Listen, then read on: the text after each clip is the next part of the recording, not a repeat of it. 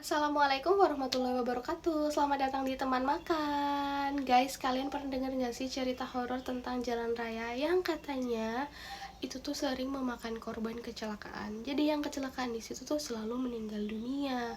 Soalnya katanya tuh gosip-gosipnya tuh banyak yang mencari tumbal di tempat itu, guys. Nah, aku pernah dapat cerita dari salah satu teman aku yang mengalami kejadian horor di jalan raya yang katanya jalan raya itu sering terjadi kecelakaan. Jadi pada saat itu tuh dia pulang kerja sekitar jam setengah 6 sore. Posisi lagi maghrib juga. Tiba-tiba dari kejauhan dia tuh kayak melihat segulungan tali rafia dan ada tali rafia yang menjulur panjang. Dia pikir, ih kok tali rafia di tengah jalan. Nah, waktu dia mendekati gulungan tali rafia itu, dia madep ke bawah. Waktu pas banget di bawah motornya dia, ternyata itu bukan tali rafia, guys, tapi itu kepala wanita dengan rambut yang sangat panjang. Dan disitu teman aku tuh langsung ngebut bawa motornya. Itu bener-bener kaget.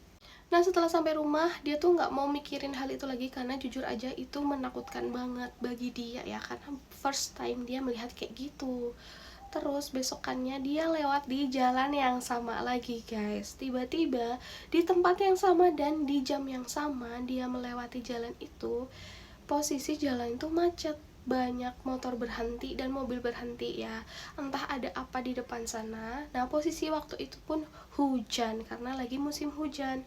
Terus tiba-tiba dia mention, kok ini bau anyir banget ya, gitu kan. Nah, sedikit demi sedikit motor dia melaju. Pas di tempat kemarin dia lihat segulungan itu, kepala wanita itu, ternyata di situ ada kecelakaan, guys, dan korban kecelakaannya meninggal dunia akibat parah di bagian kepala. Teman aku tuh bener-bener merinding. Dia pikir ini kebetulan aja gak sih, dan dia berharap gak mau mengalami pengalaman kayak kemarin lagi, melihat penampakan kayak gitu lagi. Dia bener-bener trauma. Nah, untuk kejadian yang waktu itu, kejadian kepala perempuan itu udah dia lupain. Dia berharap gak bakal ngalamin hal-hal kayak gitu lagi di jalan raya. Apalagi di jalan raya itu ya, karena setiap hari dia pasti ngelewatin jalan raya itu. Nah, udah melewati beberapa hari dari kejadian horor yang dia alamin pertama itu, ternyata dia ngalamin hal horor lagi, guys. Tapi kali ini penampakannya bukan penampakan kepala itu lagi ya. Ini penampakannya beda. Tapi untuk lokasinya di lokasi yang sama dan di jam yang sama. Jadi teman aku itu pulangnya sekitar jam setengah 6-an lebih karena kata dia telat, soalnya posisi lagi gerimis. Di situ tiba-tiba dia lihat dari kejauhan ada yang melintang di tengah jalan raya. Tapi posisi jalan raya itu benar-benar sepi, guys. Dari arah berlawanan dia nggak ada kendaraan, dari arah yang searah sama dia pun nggak ada kendaraan. Katanya ada kendaraan satu tapi kayak masih jauh. Terus tiba-tiba dia tuh rem dadak saking kagetnya karena benda yang melintang itu ternyata adalah ular. Dan kata teman aku itu ularnya besar banget sampai dia tuh nggak tahu, dia tuh ularnya tuh melintang di jalan raya gitu loh, guys. Jadi sampai dia tuh nggak tahu bagian kepala di sebelah mana dan bagian ekornya di sebelah mana. Spontan dia rem dadak, berhenti dan bilang astagfirullahaladzim gitu karena dia kaget ya. Seketika ular itu hilang, guys. Tapi di sini dia mikirnya gini, ya Allah, kalau misalkan tadi aku rem dadak tapi di belakang aku kendaraan besar, aku pasti ketabrak.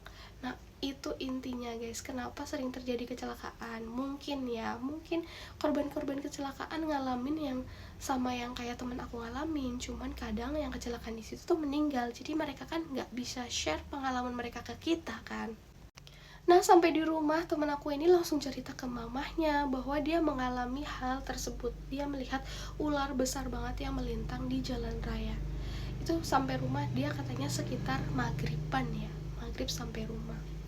Terus nggak lama dari situ tiba-tiba ada kabar kecelakaan di lokasi tersebut. Katanya ada sepeda motor yang nabrak mobil box dari belakang. Itu kenapa bisa nabrak mobil box? Ya itu karena mobil boxnya tiba-tiba rem dadak, guys. Tapi di sini aku nggak tahu ya, apakah supirnya itu melihat hal yang sama dengan teman aku lihat itu, si ular besar itu. Tapi itu lokasinya sama persis. Nah, dengar berita itu temanku tuh langsung mikir, ya Allah kok kebetulannya 2 kali sih gitu. Nah, tapi sampai situ dia nggak terlalu mikirin ya. Tapi beberapa hari kemudian dia ngalamin hal horor lagi di tempat itu lagi. Dan hal ini yang bikin dia trauma, gak mau lewat jalan itu lagi. Kira-kira apa sih kejadian horor yang bikin temanku ini trauma dan gak mau lewat situ lagi? Jadi kata temanku ini, temanku lewat situ sekitar jam setengah 7-an. Karena dia keluar dari kantor tuh rada telat ya, karena sedikit lembur. Terus posisi pun lagi gerimisnya agak gede gitu ya, maksudnya hujan agak gede gitulah. Terus akhirnya dia bawa motornya pelan-pelan aja karena kondisi jalannya kata dia tuh sedikit remang-remang, jadi lampu jalannya itu warna orange ya guys. Kalian kebayang nggak di otak kalian lampu jalan warna orange?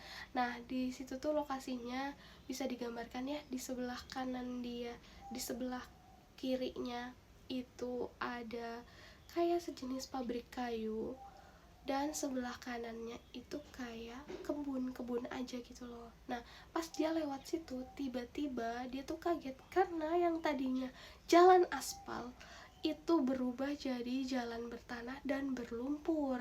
Terus untuk yang tadinya kayak langit dan lampu remang-remang itu berubah jadi rimbunan pohon bambu.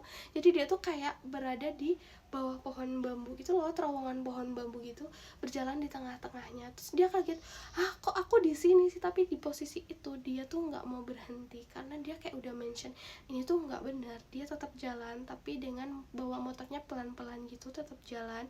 Dan sepanjang jalan itu dia baca doa selamat yang kalian ngerti nggak, doa selamat yang Allahumma inna nas'aluka salamatan fidin, yang kayak gitu. Dia baca doa itu, terus nggak lama kemudian alhamdulillah balik lagi ke jalan raya.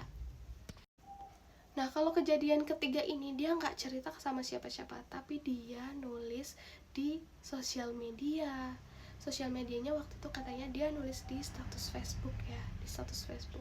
Terus ada yang komen juga, ternyata mengalami hal yang sama kayak temen aku ngalamin. Dan di situ pun ada yang bilang katanya memang di daerah situ tuh ada yang namanya kebun apa gitu, hutan lali atau apa, maksudnya lali itu lupa mungkin ya. Jadi mungkin yang masuk ke situ nanti lupa bahwa lupa balik ke dunianya atau gimana, aku nggak ngerti. Tapi katanya memang di situ tuh banyak kasus seperti itu. Dan masih untungnya teman aku ini bisa kembali ke dunia kita loh, maksudnya nggak sampai dibawa ke dunianya makhluk gaib itu. Nah, di situ teman aku tuh benar-benar takut setelah baca info di Facebook itu ya, di komen status Facebooknya itu. Ternyata memang tempat itu tuh kayak bener-bener angker gitu loh guys. Jadi dia tuh nggak mau lewat situ lagi karena dia takut terjadi hal yang tidak memungkinkan, yang kayak dia masuk ke hutan bambu itu lagi dan nggak bisa balik. Itu yang paling ditakutin sama teman aku. Jadi akhirnya teman aku tuh jarang banget lewat situ kalau malam-malam. Dia lebih mending pilih jalan alternatif, nggak apa-apa walaupun sepi, tapi menurut dia itu nggak horor, nggak sehoror jalan raya itu. Nah, jadi itu ya guys cerita dari teman aku sendiri yang ngalamin, dan dia cerita sendiri ke aku, dari maksudnya ceritanya dari mulut ke mulut gitu ya, bukan cerita diketik atau gimana. Aku diceritain sendiri sama temanku. Nah, teman-teman yang punya cerita horor juga bisa inbox aku ya, atau kirim email, nanti untuk emailnya aku tulis di bawah.